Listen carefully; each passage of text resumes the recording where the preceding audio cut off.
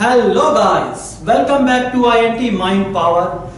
दोस्तों, मेरा नाम सर्वेश सरोहा है और आज मैं आप लोगों के लिए एक बहुत ही खूबसूरत टॉपिक लेके आया हूं और इस खूबसूरत टॉपिक का नाम है DMIT।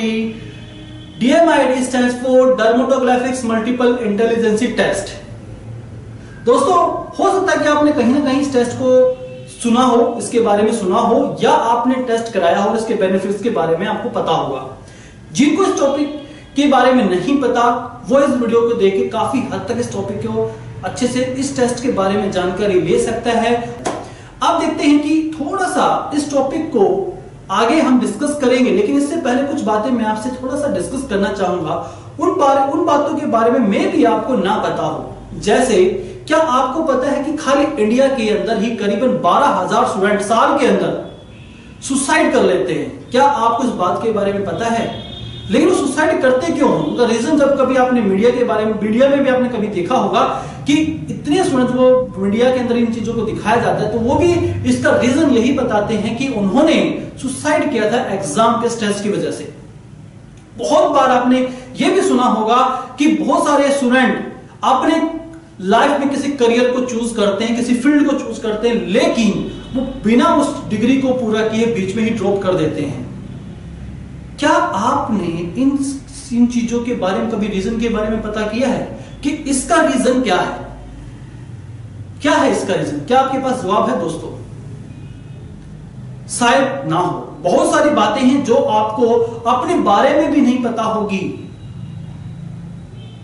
या आपको अपने बच्चे के बारे में भी ना पता हो।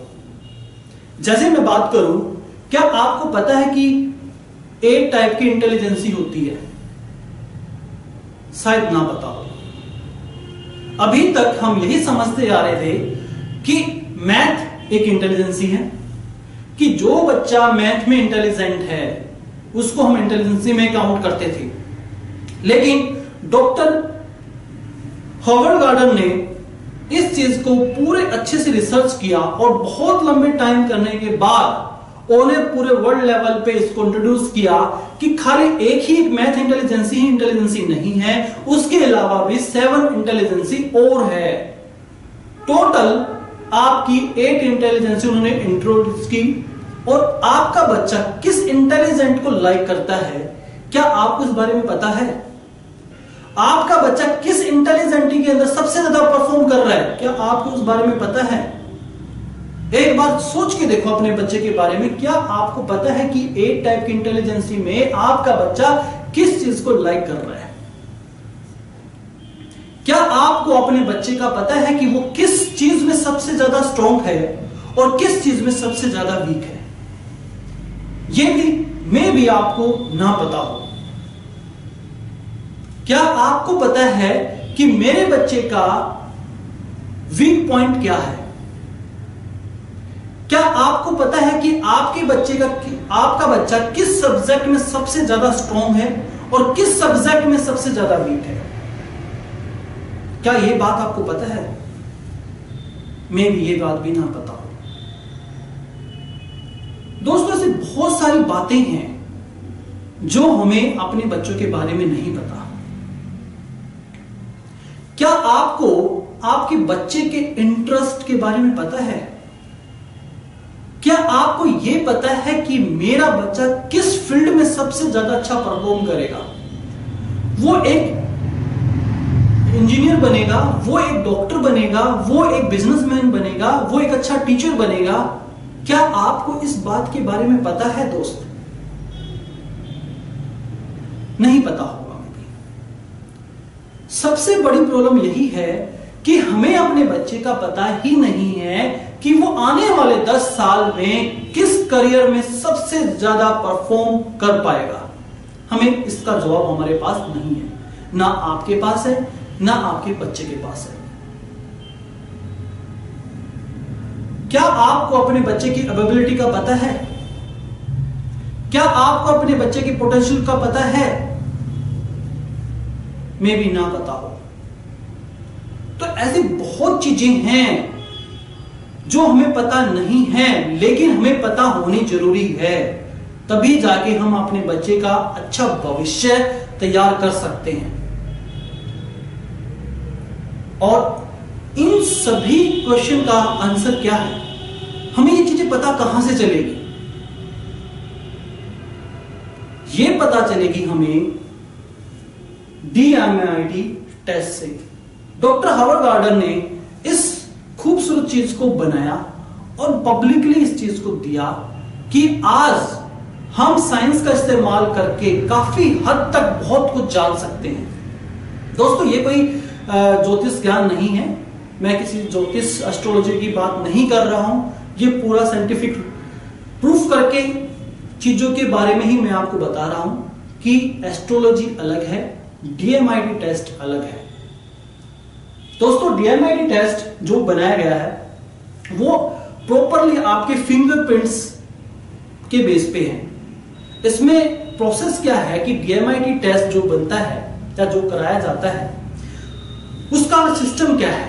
सिस्टम ये है, सबसे पहले आपके फिंगरप्रिंट्स हम बायोमेट्रिक डिवाइस के थ्रू आपके फिंगरप्रिंट्स हम लेते हैं। उन फिंगरप्रिंट्स को सॉफ्टवेयर के अंदर एनालाइज किया जाता है और उसके बाद आपकी एक रिपोर्ट जनरेट की जाती है कंप्यूटर से। उस रिपोर्ट को जनरेट करने के बाद आपकी काउंसलिंग की जाती है। उस काउंसलिंग में आपको हर एक चीज समझाई जाती है कि आपका टेस्ट क्या है, आप शर्मीले हो, आप किस क्षेत्र में सबसे ज्यादा अच्छा परफॉर्म करोगे, आपके लर्निंग स्टाइल के बारे में पता चलता है। टोटल 3 तरीके के लर्निंग स्टाइल होते हैं कि आप तीनों लर्निंग स्टाइल में किस स्टाइल को सबसे ज्यादा प्रेफर कर रहे हो। और उसी लर्निंग स्टाइल से ही यदि आपको अपने बच्चे के बारे में पता चल जाए कि मेरा बच्चे का लर्निंग स्टाइल ये है, तो आप उसी लर्निंग स्टाइल से ही उसको बढ़ाओगे। एग्जाम्पल के तौर पे बहुत सारे पेरेंट्स यही करते हैं कि यदि बच्चा उसका अच्छे से पढ़ाई नहीं करता या होमवर्क टाइम पे नहीं करता तो हम क्या करते हैं, उसको बड़े प्यार से समझाते हैं। दूसरा काम हम क्या करते हैं, उसे डांटते हैं और लास्ट स्टेज हमारी होती है उसको पिटाई करके उसको जबरदस्ती हमसे काम करवाते हैं। वो जबरदस्ती क्यों कर रहे हैं?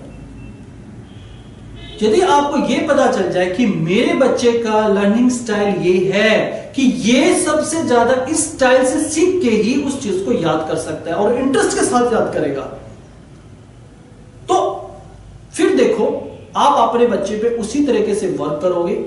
उसी तरीके से वर्क करने के बाद आपके बच्चे में वही चीजें ऑटोमेटिक परफॉर्मेंस आपके अंदर दिखने लग जाएगी उस बच्चे के अंदर। तो DMIT टेस्ट इन सभी के बारे में आपको बताता है। अब बात की जाए कि फिंगरप्रिंट्स क्यों लिया, कि फिंगरप्रिंट से ही क्या किसी के बारे में बताया जा सकता है? एक्चुअली क्या होता है कि जो भी हम काम करते हैं, जो भी हम सोचते हैं, जो भी हम एक्शन लेते हैं, जो जैसा भी हम परफॉर्म करते हैं, वो टोटली डिपेंड होता है हमारे माइंड पे। हमारा माइंड जैसे काम करता है हम वैसे ही हम काम करते हैं। और इन्हीं पूरे माइंड को खोल के तो हम कहीं तो उसको देख नहीं सकते कि उसके अंदर वो किस तरीके का माइंड है, वो कैसे काम करता है, उसके वीक पॉइंट क्या है, उसके स्ट्रॉन्ग पॉइंट क्या है, कौन सा हिस्सा किस लेवल पे काम कर रहा है, किस परसेंटेज पे काम कर रहा है, ये हम खोल के नहीं देख सकते। आपके ब्रेन और आपके फिंगरप्रिंट्स के बीच में कोरिलेशन है।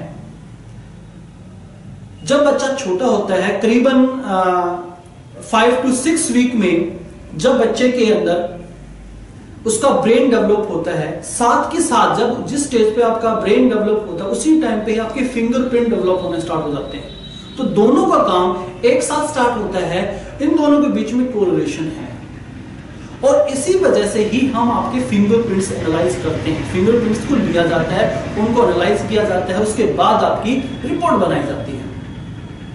इस रिपोर्ट के बारे में किस तरीके से ये रिपोर्ट होती है, कितने टाइप की होती है, क्या इसके अंदर होता है, वो हमें अपनी नेक्स्ट वीडियो में डिस्कस करेंगे कि इस रिपोर्ट में क्या है और इस DMIT टेस्ट करवाने के आपको क्या बेनिफिट है, ये भी हम डिस्कस करेंगे।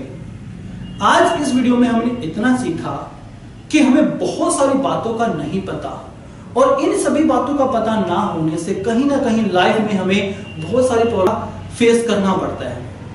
और यदि हमें ये सारी अपने बारे में हमें पहले से ही पता चल जाए कि मुझे किस प्लेटफॉर्म पे काम करना है, मेरा लर्निंग स्टाइल क्या है और कौन से मेरे वीक पॉइंट है, उन वीक पॉइंट को मुझे कैसे काम करना है, तो फिर मैं उसके ऊपर वर्क करके काफी हद तक अपनी लाइफ में कुछ हद तक, काफी हद तक कह सकते हैं कि अपनी लाइफ को बेटर बना सकता हूं।